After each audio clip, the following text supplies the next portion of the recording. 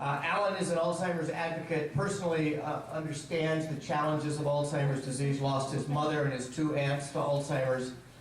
The experience transformed him from a high-tech executive to a high-altitude mountaineer who used his climbing to raise awareness and funds for Alzheimer's causes.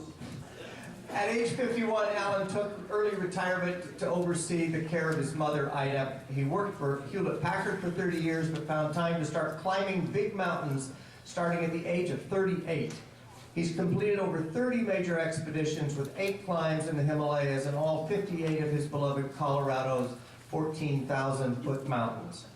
On behalf of Alzheimer's education, awareness, and research, Alan did something in 2011 that fewer than 10 people have attempted.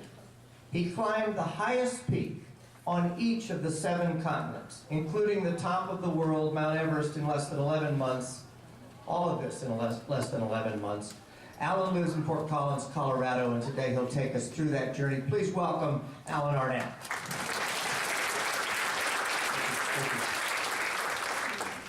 Well, good afternoon, everybody. I know it's late in the afternoon. We're going to move through this very quickly. So I keep your attention. And look at that. Can you believe that? That is me on the summit of Mount Everest. Yay. Yeah, can you believe that? Yeah, that's exactly how I felt. It took me 9 years to get up there. In that same 9 years, my mother, Ida, she was diagnosed with Alzheimer's. She went through the journey, and it took her life. And so today, we're going to talk about that journey and what it did. You know, I often say that Alzheimer's took my mother's life, but it changed my life in a way that I never ever imagined. Yeah, I'll introduce you to my mom. That's my family. That's my brother, Kenny, me, my dad, Jim, and my mom sitting on the same couch that everybody has in their home at Finks. That's my mom in the middle of that picture there. That's her in the middle. And my mom came from a very, very big family. She had 9 brothers and sisters. And so what's interesting about that is that she was the memory keeper for our family. And then also, that's a picture of my mom and my dad. That's her husband of 56 years, James B. Arnette. So the best way I think to introduce my mom, though, is to let you kind of see a video of her. As we started going through this journey, I decided to start taking videos of my mom. And I would just highly recommend, if you have a loved one in this situation, you don't have to have a big, expensive camera, just a little bitty point and shoot. And so the video I'm about to show you is about 2.5 minutes long, and it really shows the progression of the disease. It's just me talking to my mom, just a mother and her son just talking. Oops. Maybe not. What do you think, Tom? There we go. What was that song that grandmother would always sing?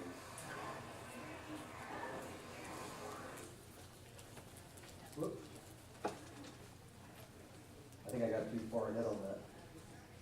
So much for technology, right? We had a discussion earlier about technology. There we go.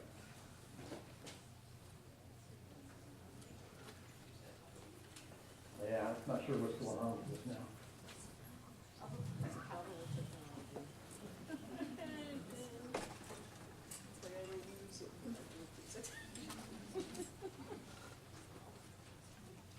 Best laid plans, right?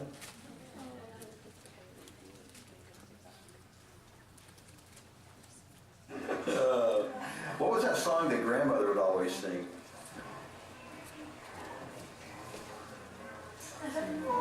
Was it Froggy Goes a Courtin'?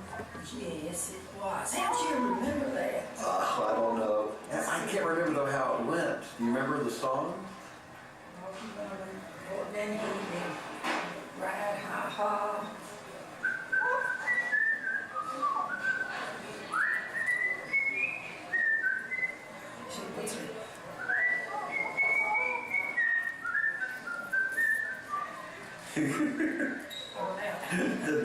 That's very good. You remember the tune? Do you remember the words at all? Probably, yeah. Kind of. All I remember is Froggy Goes to Court. And he does rag a palm. Oh, he went to court and he did ride with something on his saddle. I don't know, remember what. I don't remember the words either. Something on by his saddle.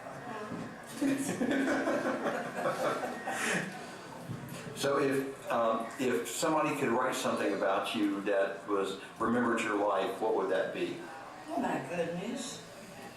I would say I had a very pleasant life and wonderful memories of all my children and all of the things that came about. And I'm just thankful for the good years that I had for myself with my children. That's about all I could say. So what I was going to say. That's pretty good. Because I do remember so many things about all of you, and I could sit down, I believe, sit down and maybe write up some things, but I don't, it's been a while, I'm washed out. Right there, I'm washed out. Yeah. It's hard to remember those things. Now, if I had, Well, my father was James B. Arnette, oh, you're kidding. and he passed away about 2 years ago. And that's James B. Arnette? Yes, James B. Arnette. And my mother's name was Ida Oh, come on. Arnette. No, come on. Why do you say that? This, she went on it, not true. I don't believe you. Oh, I'm sorry. You must like that name. I do. I love that name.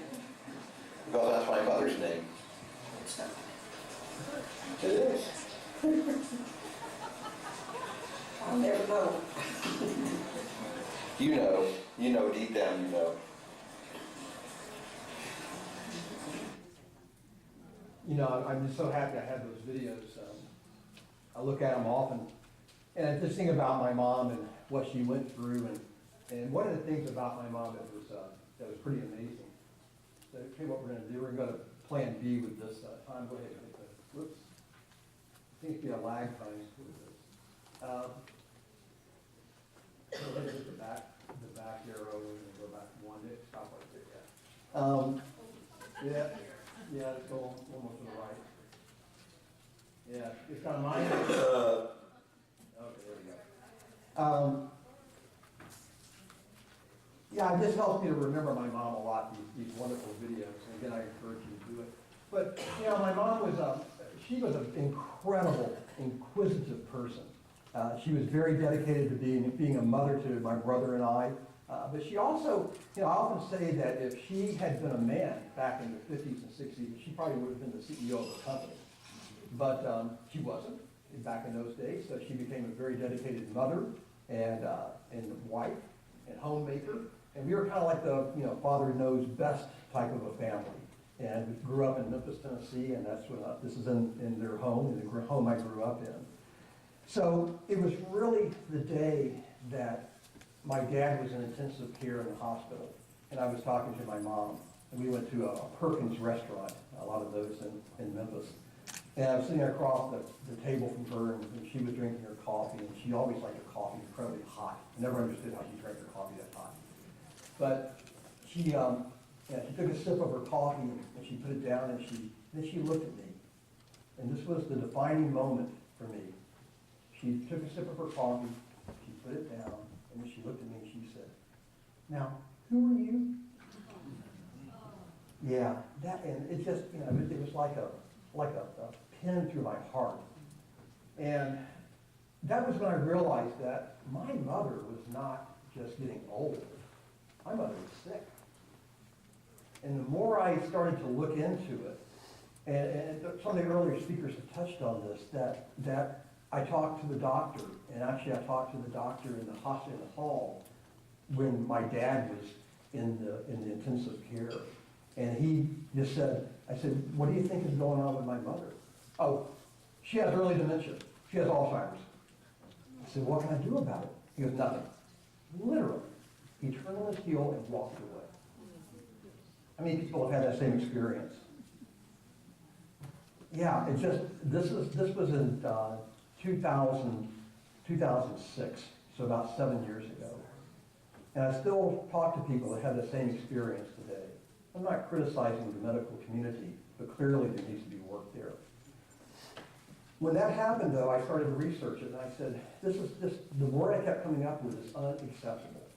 That in this century, in 2006, this isn't 1906 or 1806, this is 2006. There was no way to treat the disease, very little ways of really diagnosing it at that time, and we're better today. And certainly there was no cure. So I had the opportunity to take early retirement from my career with HP to oversee the care of my mom, and that's what I did. But at the same time, there was something inside of me that said, I've got to do more. I've got to get out there. I've got to tell the world about this disease and that what's going on is totally, totally unacceptable. So I decided to set this crazy, crazy goal, and that was to climb the highest mountain on each one of the 7 continents and do it in under a year. Yeah. So, I didn't start climbing until I was 38 years old. So I decided that, my priorities were to get an education, get a family, the house, the car, the boat, the whole bit. And then once I did all of that, then I said, well, there's something more to life. So I started climbing these big mountains. And but I decided I would go and I would try to climb the highest mountain in each one of the 7 continents and do it in under a year, and literally and figuratively scream from the top of my lungs that Alzheimer's was a disease that we had got to stop.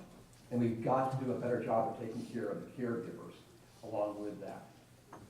So along these lines, I wanted to do 3 things: education, awareness, and raise money for research. So I worked with Janssen Alzheimer's Immunotherapy and Pfizer. They had a joint venture going on at that time to try to find a drug that would cure the disease. Unfortunately, like many of the clinical trials, it didn't meet its endpoints, and so that didn't work. But they helped me to drive this, and what we did was I sent dispatches. This is actually a picture of me sitting in Antarctica in a tent. And I would type into my computer. It worked better there than it did here. And I would do, and go ahead to the next one, Tom. I did a ton of different events. We reached over 1.5 million visitors came to our website from almost every country in the world. A lot of Twitter followers, Facebook followers, use social media, all the trappings of modern life, truly multitasking with the apologies to the previous speaker. And a lot of television and radio interviews. We reached over 30 million people. And if each one of those individuals had given $1, let's say, to the Alzheimer's Association, it would have been fantastic. But they spent more on Angry Birds for their iPhone than they did for donations. But the way I view it is that we planted seeds. And those seeds are going to come to fruition later on. It truly was a journey around the world. Started off down in Antarctica with the highest mountain down there, Mount Vinson. And then I went up to South America, to Aconcagua. There's going to be a test later on these. Then over to Mount Everest, and then up to Denali, the highest in North America. And then the highest in Europe is in Russia, called Elbrus. Then down to Africa for Kilimanjaro. And then to one of the craziest ones, this is in New Guinea, Carstensz Pyramid. And I finished up the last one down in Australia. And for those of you counting, there's actually 8 summits. But I can tell you about that later. But nonetheless, I climbed all 8 of the 7 summits. It was, these are my favorite statistics. It was, I can't read this from here. It was 18 different airlines, 58 different flights, 116,000 miles that I flew, not on all one airline, even good for the frequent flyer miles, right? I crossed 120 time zones in 10 months, 201 nights away from home. So it truly was a journey around the world for 10 months. So what we're going to do, we're going to go through each one of these fairly quickly, and I'm going to tie it back in to the main theme. So the first one was down in Antarctica, Mount Vinson, about 16,000 feet. It was just an amazing experience. You start off at the tip of South America, and you get on this big old Russian cargo jet. And inside it looks like, you think that your favorite airline is bad. Look at this guy. Back behind that little blue badge or wall in the back, there's Jeeps back there and snowmobiles. So they set up a whole base down there. The in-flight crew was really friendly. Something out of the Hunt for Red October.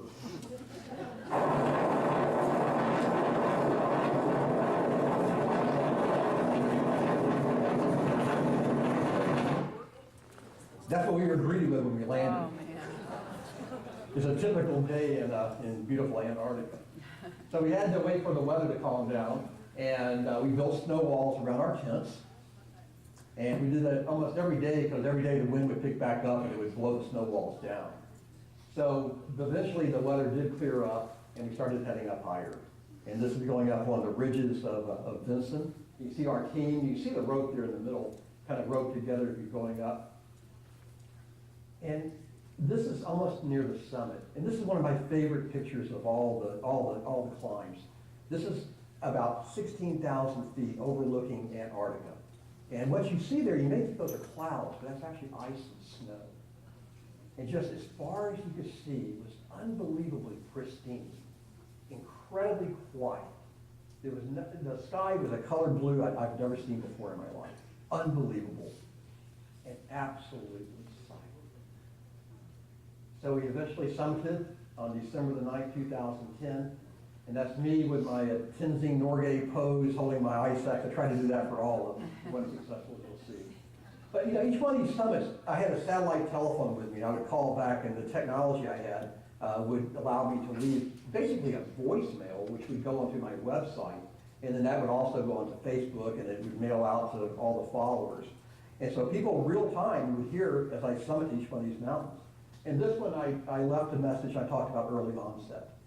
And this one was really meaningful to me because just before I left in early December, around Thanksgiving actually, I just talked to a good friend of mine back in Tennessee, Terry, and she had just been diagnosed at age 49 with early onset.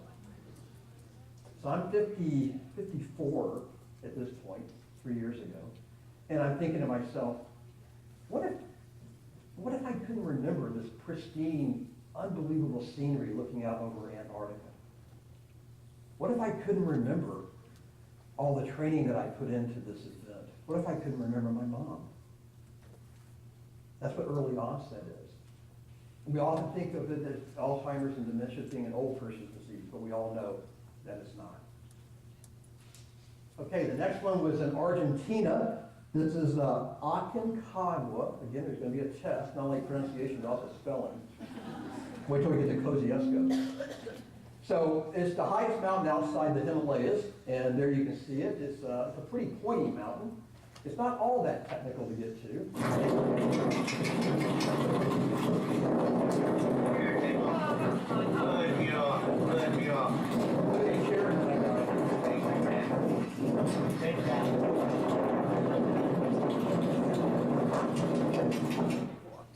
Did you hear the guy saying good mule? So that was one of our guides. He grew up on his farm. And so his idea was that you calm the animals down by talking to them. So every time you saw the mule, it was good mule, good mule, good mule. You know, it's like, okay, maybe it's altitude is getting to us a little bit. But we used mules to get us up to the high camp as usual in most of these mountains. Incredible views, especially at sunset. You know, Aconcagua is the highest mountain outside the Himalayas, so it's, again, not technically difficult, but the altitude is very debilitating. This is a special picture for anybody who climbs mountains. This is the actual shadow of the mountain as we're going for the summit. And so as the sun comes up on the east, it comes over, and this is looking out to the west. That's the actual shadow of the mountain. So remember this, because later on you're going to see another shadow that's very meaningful. Here we are, continuing to go up higher. The views get even better and better. And I summited this one on January 29, 2011. That one, I did my Tenzing pose, this one. This one I dedicated to caregivers.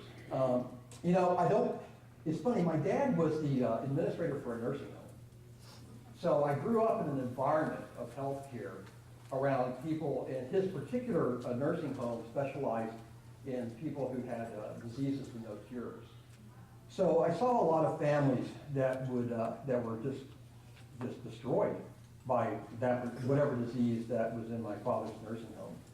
So for us, it was amazing to kind of what you want to call it, that our family started going through this with my mom. And it gave me an appreciation for what the caregivers do. And a lot of you in the audience have spoken with some people earlier today talking about, that they've got a challenges you're dealing with your family. Everybody here has a unique story as a caregiver, and everybody that's not a caregiver knows somebody who is. We have got to find a way to support caregivers. We've got to find a way, you've got to find a cure, early detection and all of that. But that's not for us in this room. This is for our children. And so for now, we've got to find a better way of supporting caregivers, all the way from tax policy to in-home care, to the expenses involved. So this one I dedicated to all the caregivers in the world, all around the world. We'll talk about that in a minute. All right, next one was up in Alaska. Mount Denali, or Mount McKinley, 20,000 feet, highest in North America. What you do there is you find this little place called Talkeetna. Has anybody been to Talkeetna on a cruise? Yeah, I did. 10 people, great. So you all know that wonderful town of Talkeetna, right? In the West Rib, where you get a really good hamburger and beer. So we flew out from there, and this was taken at 3 o'clock in the morning, as the sun was never sets in July in Alaska. Here I am. I'm pulling a 60-pound sled. I've got a 60-pound pack on my back. Remember, I'm 54 at this point. So guess what I'm saying in that picture?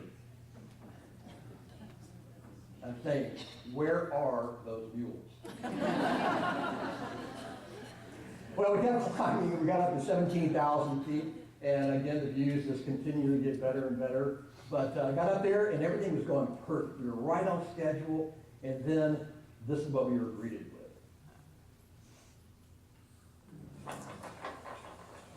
That was day one.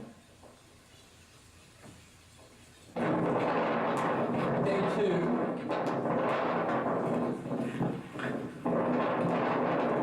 Day three.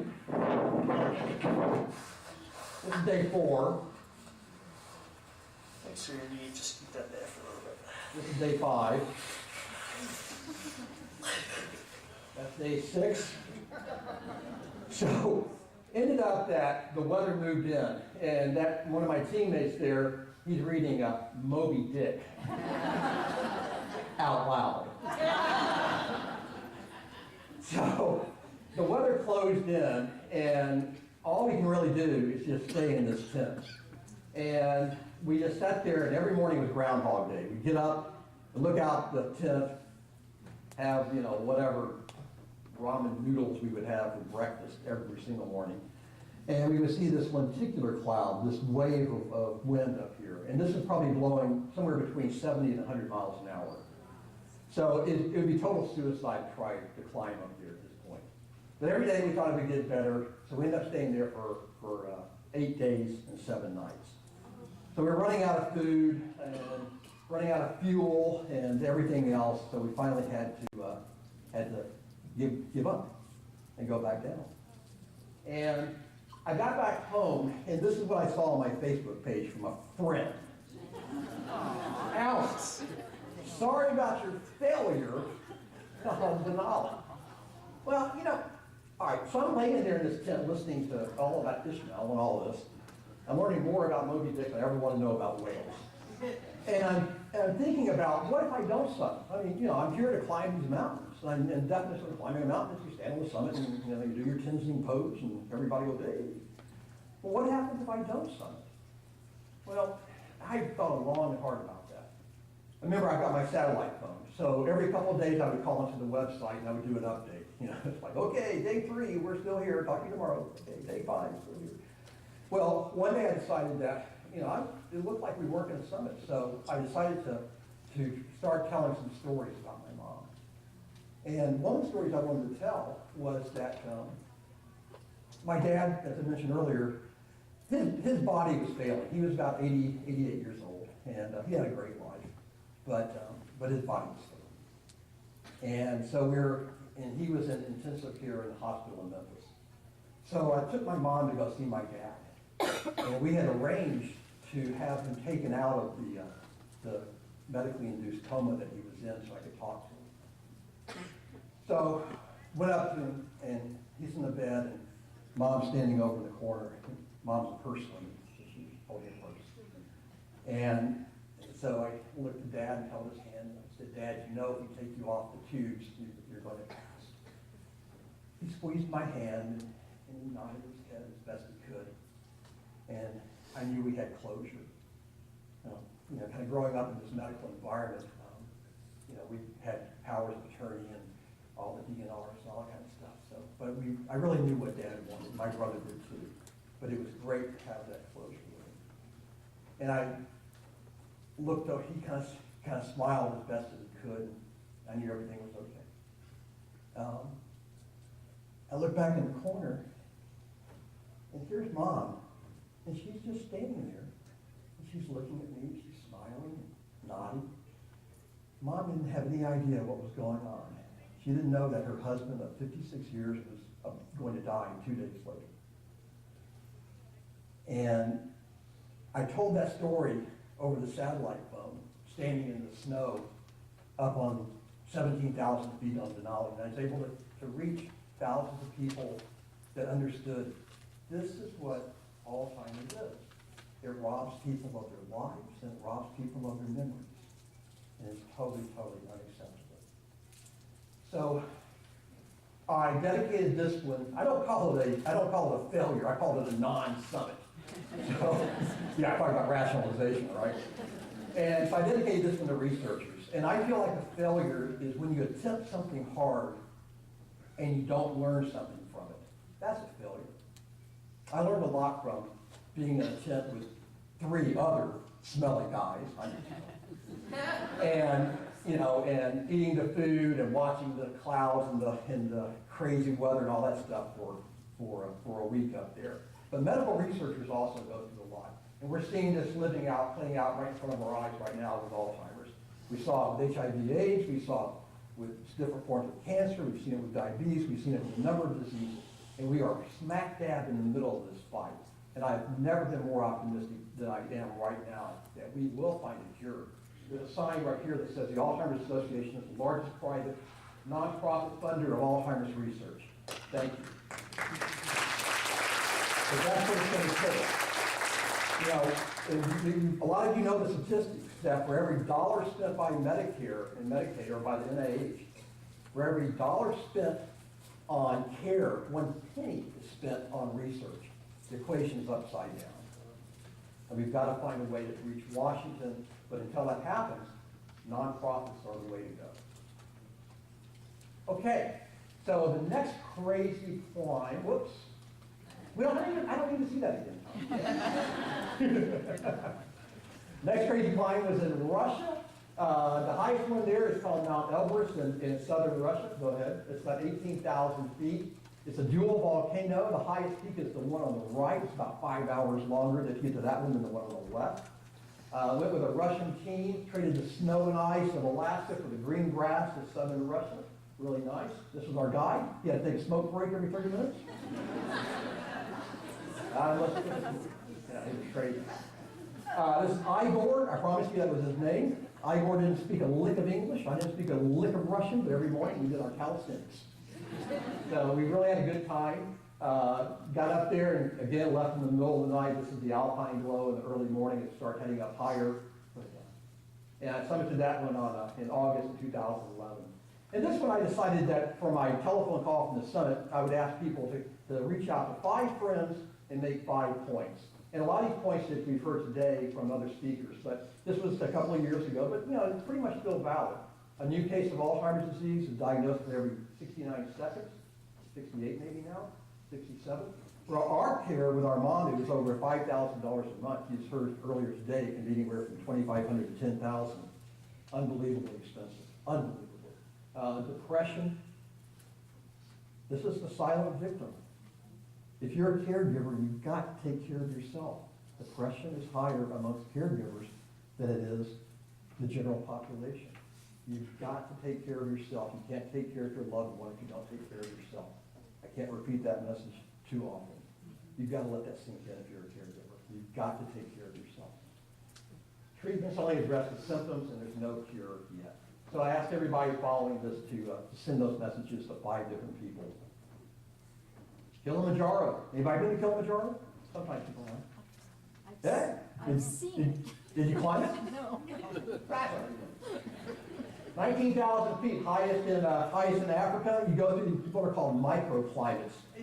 this is like a mountain. This is like, I don't know what this is. This is like Mars or something crazy. All right.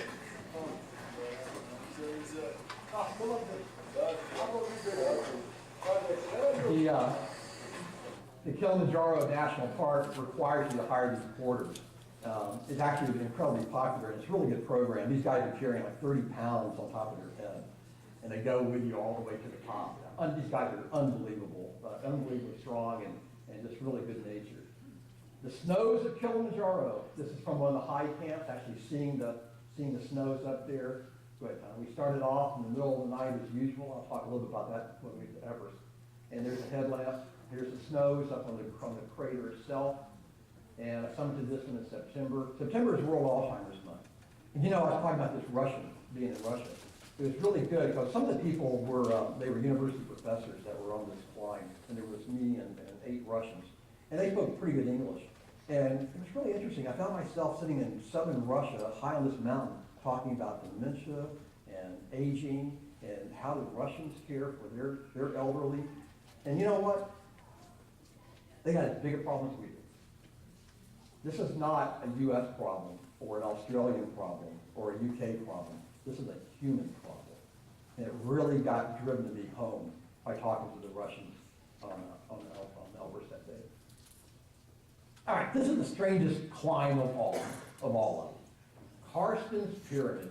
It's only 16,000 feet.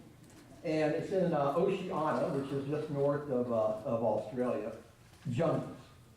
Leech infested, 100 degrees, 150%, is that possible? Humidity. I guess that's rain, isn't it? Yep, okay, good enough. We flew into this little village called Sugapa. We were greeted by a lot of the locals. They were very, very happy to see us. Couldn't quite figure out why. They met us with open arms.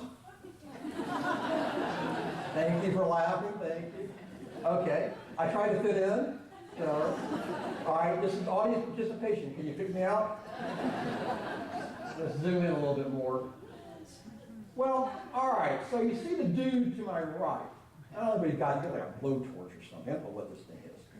Well, the reason they were so happy to see us was that they expected the foreigners to hire them to carry our gear to the base of the mountain. Well, we had another plan.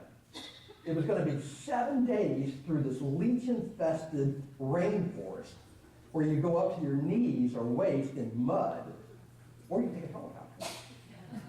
7 minutes, 7 days. Not mention leeches. All right, so we started telling these guys this, and I hand my heart. They said, if you do not hire us, we will kill you. Look at these guys. I mean, they're pretty serious. And their definition of life is very different than ours. And it's just, about a month earlier, this young couple had gotten killed, only 100 miles away from where we were. So we took their threats pretty seriously. So we reached an agreement, i.e. bribe, and we paid them $3,000 not to kill us. All right, 7 days, 7 minutes, $3,000, you live. All right. Life is full of compromises and trade-offs. So we took the helicopter, and this is the mountain. We got to the base of it, so we got to climb this baby. So we started going up. And this time, this is really technical climbing with ropes and gear and helmets and the whole bit. And we started getting it higher up it. And all of a sudden, here's this problem. All right, so going down on this your right-hand side is not too bad. Going up the other side is a little bit of an issue. This is on the summit ridge. This is about 15,000 feet to get to the summit of the sky. Well, here's how you get across that gap. Okay. What? And that's what? I'm not crazy, I promise you.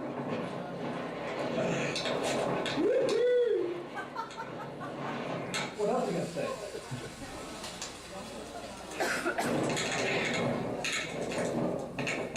It gets harder toward the top.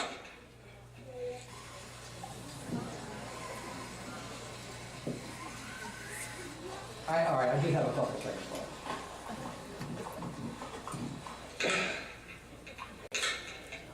Okay. Go ahead. Yeah, so that's called a Triolian traverse. And that's a cable that's put up there, and you're really not quite sure how it's attached on either side. So, after the guys wanted to kill us down in the village, you're kind of wondering, so, is this thing really attached? Is this like a big practical joke? Yeah, all right, you don't hire us here, we'll teach you. We'll get you $3,000 and we're going to teach you how to get to the top. Well, anyway, made it across, obviously. Hadn't come back that same way, by the way. So someone did that one on October in 2011, and there I am. I don't have an ice axe on this one, so I couldn't do my pose. And we often think about Alzheimer's and dementia as being associated with ladies, with women, but also it's dads. And so I dedicated this one to dads with Alzheimer's. All right, Mount Everest. Anybody trek to Everest Base Camp? Anybody climbed Everest? Am I the only one here? Well, 29,035 feet, the highest mountain in the world. It sits on the border between Tibet and Nepal, and I climbed it from the Nepal side. So how many people have read the book In the Thin Air? Oh my gosh, I should write a book, shouldn't I? So a couple of things to point out here. I made a little pointer. Maybe this will work. This one? Yeah, there we go. So this is the south summit, and this is the Hillary Step right here. And so you kind of come up from this side over here, and this is obviously the summit. And this is the north side, and you come around from this side to come up from China. And so you come up this side to come up from Nepal. Highest mountain in the world. You start off by flying in this little village. This one's much more friendlier than the one in New Guinea. And you trek in. It takes about a week to trek in. You come in at 11,000 feet, you go to base camp at 17,000 feet. And all sorts of things that you see. You go across all sorts of crazy bridges. You see these yaks and zoes. These guys have the right of way, by the way. So if you see one coming, you come away. This is Everest Base Camp. And it's really a city unto itself. There's the yellow tents are typically dining tents. I'm sorry, the blue tents are dining tents. And the yellow tents are sleeping tents. And in the springtime, in April and May, there'll be around 1,000 people that'll be living in this camp. And so that includes all the climbers, as well as the support staff, cooks and porters and everybody else. So it really is a city all unto itself. And I took this picture actually from across the valley looking back. And so this is the actual route. And we're actually going to go through this. So let's go to the next picture. Now, if all of us got into a helicopter right now and flew to Everest Base Camp at 17,000 feet. Oh, okay. Guess it's out there. If we all got in a helicopter and flew to 17,000 feet, within an hour, half of us would be sick and the other half of us would be dead. And the reason for that is that when we take in a breath of oxygen here at sea level, there's 100%. There's always 21% oxygen molecules. So you take a breath here at sea level, that oxygen is all packed together, and you get a whole big breath of air. Well, at Everest Base Camp at 17,000 feet, that goes to 50%. So you take a breath, you only get half of the oxygen molecule. So it's like holding your breath. And at the summit of Mount Everest, it's now down to a third. So it's like going up a stair. And you got to hold your breath for two out of every three steps. Well, in order to get around this, you have to go through a whole process called acclimatization. So let's go and actually see what it looks like. So you get to Everest Base Camp, and you start. First thing you do is you go about halfway through to the Khumbu Ice Fall. Just kind of get a feeling for walking on ladders and crampons and where you are. The next time up, you go all the way to Camp 1 at about 19,000 feet and you spend the night. Come back down, call home and say, help. Go back up, Camp 2, and this time you're going to spend a couple of nights. Now your body is saying, oh my gosh, where'd all the air go? So it starts to create red blood cells in reaction to that. The next time up, you go up to Camp 3, and go up to Camp 2, you spend the night, then you go up to Losey Face. This is a very steep technical part of the climb. and you spend the night. This is where you pay your ticket. If you can't get up there without using supplemental oxygen, you're probably not going to summit. Come back down. At this point, your body has created as many red blood cells as it possibly can. So now you're waiting for a weather window. This is when the winds let up enough that you can go to the summit safely. When that weather window appears, you go back up, spend the night at Camp 2 again. Now we're going to go up to Camp 3 again. This time we're going to sleep on a very low flow of oxygen, about ½ liter a minute. Going to head up now to the summit push. Going to cross the yellow band, get up to the south col, sleep a couple hours. Going to go to the balcony, the south summit. If you're still feeling good and the weather's holding, you make that final climb across, and you get a gold star. And you summit. Now you only stay there for anywhere from about 10 minutes to maybe an hour, depending upon how you're feeling and the weather. So at this point, it takes about, well, I was gone from home for 9 weeks. So it takes about 6 weeks on the mountain to go up and down this process to get your body acclimatized. And it just tests everything that you have, not only physically, but also mentally and emotionally. It is very much like a groundhog day. You are stressed to your limits with teammates that you sometimes wish weren't there. And then other times, just the weather itself turns bad. You may again be trapped in tents for days at a time. We were trapped up on that Camp 3 for 24 hours with wind blowing at 70 miles an hour, just constantly against the tent. And constant radio calls back down to base camp asking if we were okay, if we had frostbite. So that type of stuff happens, and it's just, it really tests everything that you have. So we're back down here at base camp. This is the Kumbu ice fall. All right, audience participation again. Let's go to the next one. There are people in this picture. I know you guys in the front, you can pick them right out, right? Those in the back maybe have a little bit harder problem. Anybody see them? Let's go one time. Zoomed in, any better?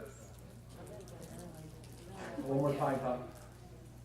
There they are, right in the center. There's actually 7 people in that. So this gives you a sense of how big this ice ball is.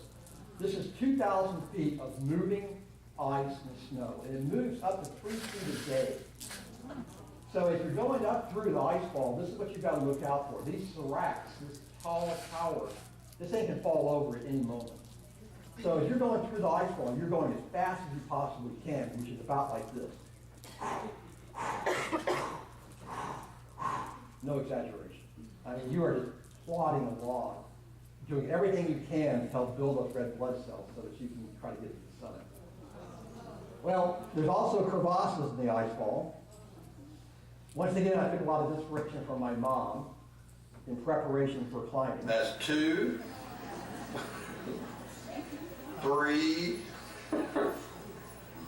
2, 1. There you go. My mom did those crazy toe touches for as long as I can remember.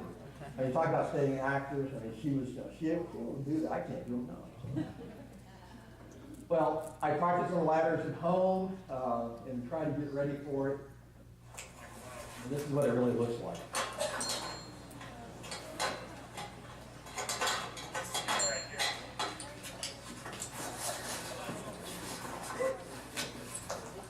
That's cool. Cool.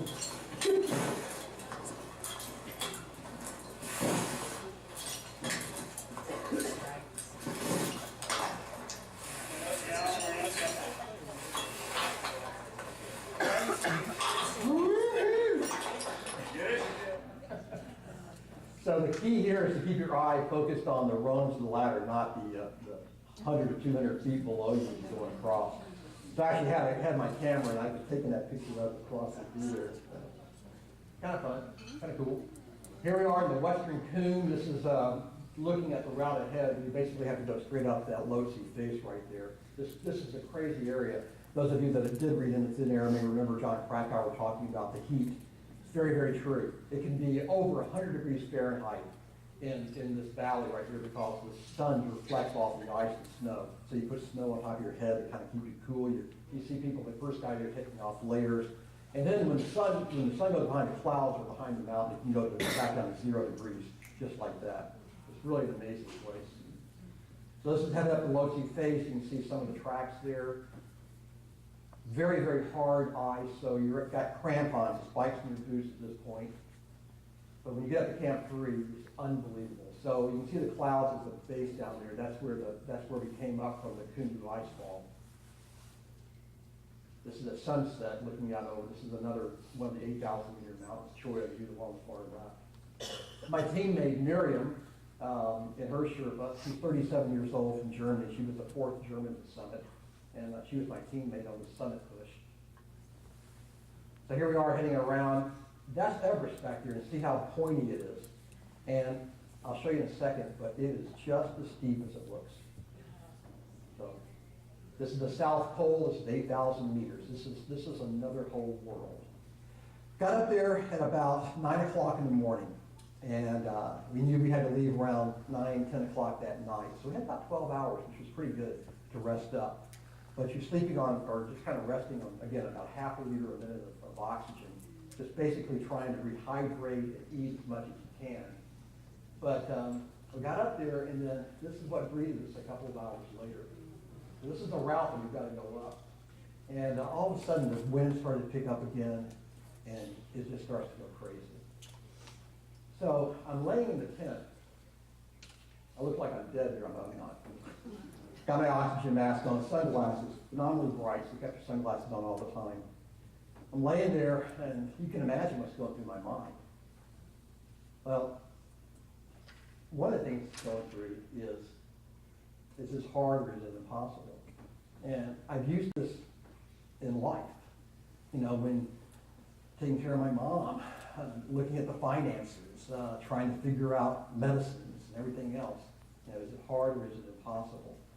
So I'm laying there thinking about, you know, is it hard or is it impossible for me to climb this mountain? And what I haven't told you is that this is my 4th time to attempt Everest. Yeah, I'm not very smart.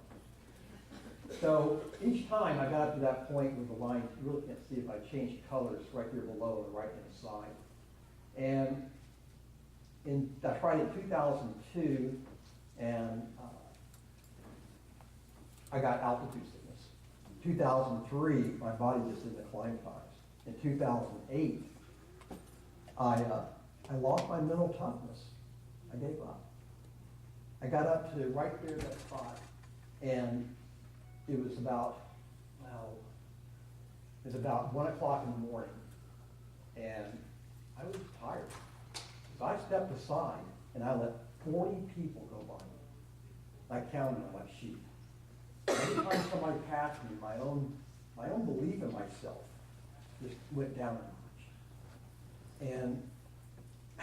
And it was one of those moments that I'll never forget, because I was standing up there, and this, you know, it was just a beautiful, beautiful night. No wind. I mean, I could not have asked for a better night. In fact, I got back home, and another friend said, "If you can't summit on a night like that, you can never summit."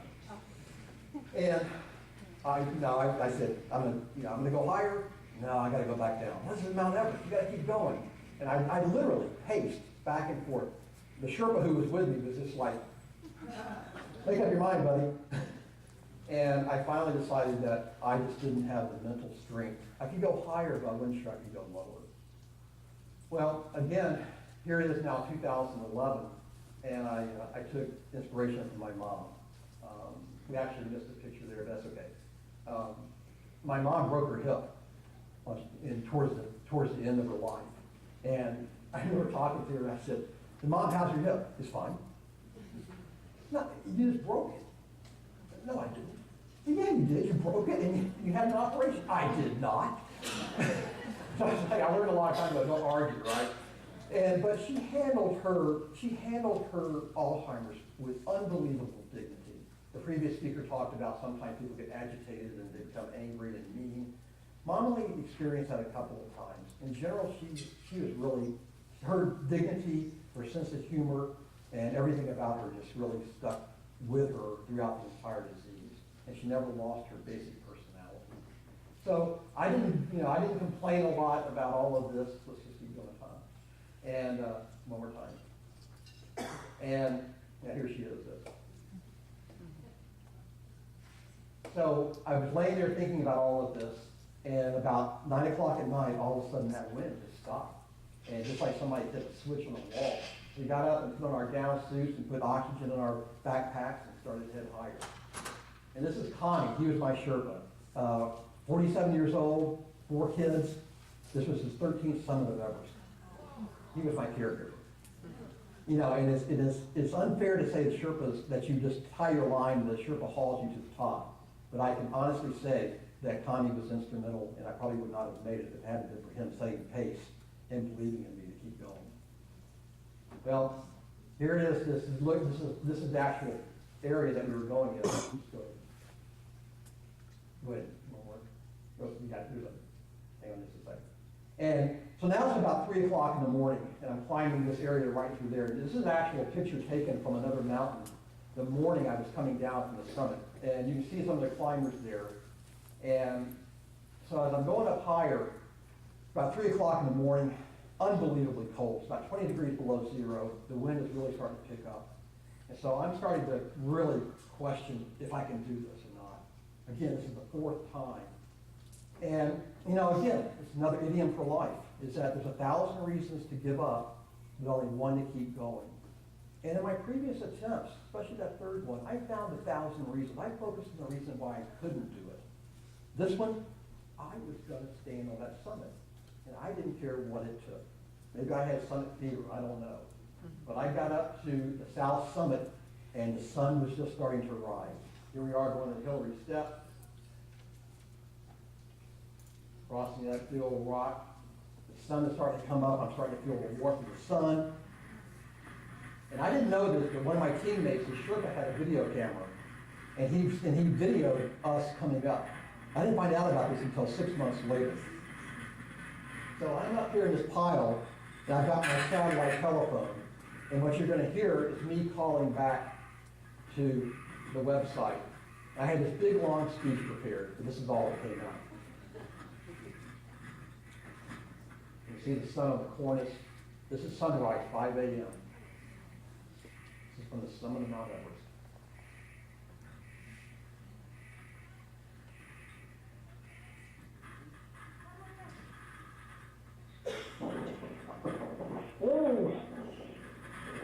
Hello, this is Al calling from the summit of Mount Everest. It's sunrise here. It's just absolutely beautiful. It's about 5 a.m. We had a very, very fast trip up. Connie was incredible. I feel great. I want to dedicate this summit to my mom and to all the other Alzheimer's. We all love you and miss you. Climb on. This is Alan. Memories are everything. I got to tell you, it was a moment. Not only for my mountaineering, but also to be able to dedicate that summit to my mom. So I'm up there with Flat Stanley. I'll tell you that story later if you want to hear it. All right. The last one, real quick, was the last one, Kosciuszko. Told you to do a spelling test, and this is down in Australia. It's only 7,000 feet. I took a chairlift to the top. No, come on, no, I didn't. Actually climbed it. This is what it looks like. Here I am on the summit of that one. And that one, I kind of brought it all together for hope, need, and urgency around Alzheimer's. So I've actually got to go ahead. Next one. Lessons from Alzheimer's. One of the big ones is humor. You got to look like that. You got to have. We're 19,500 feet in the Khumbu Ice Fall, heading up for our Camp 3 rotation. You know, what I really like about climbing the Himalaya is how peaceful it is. Here at 19,500 feet in the Khumbu Ice Fall, I feel a sense of serenity and peacefulness. It's just me and nature. It's just perfect up here. Yeah, you can't pick your teammates.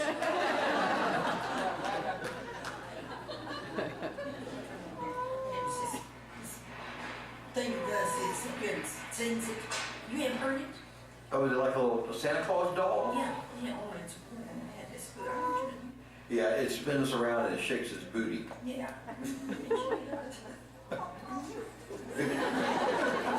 check out there once in a while, they'll laugh if you start doing it. And I thought it was so funny. It's been years ago, I don't even have good memories. I said I must listen to anything else. You think your memory is getting worse? Oh, yes, definitely. It's so bizarre, I don't remember. I pretty much remember, but anyway, no. Oh, we were talking about. We were talking about your memory. That's a proper appropriate.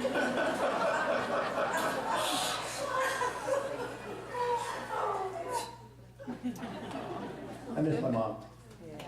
All right, so just to wrap up here, had I known back when this whole journey started, I would have done a lot of things differently. I would have asked a lot more questions. I applaud everyone here for coming to informational symposiums like this, for being part of the Alzheimer's Association, for seeking out information and being knowledgeable to take care of your loved one or to pass that on.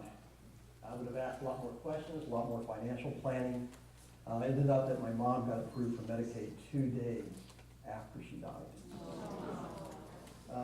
The family, even though we were pretty much on the same page, it caused a rift in our family where my brother and I became estranged and we no longer talk. It ripped our family apart. And I know this is a common problem with many Alzheimer's environments. You know this one from the Alzheimer's Association, but especially around the holidays, with Christmas coming up, this is a great time to understand the difference between normal aging and early signs. Have a conversation. Have it with your children. Have it with your siblings. Get on the same page. Do it now rather than waiting if you think there's a problem developing.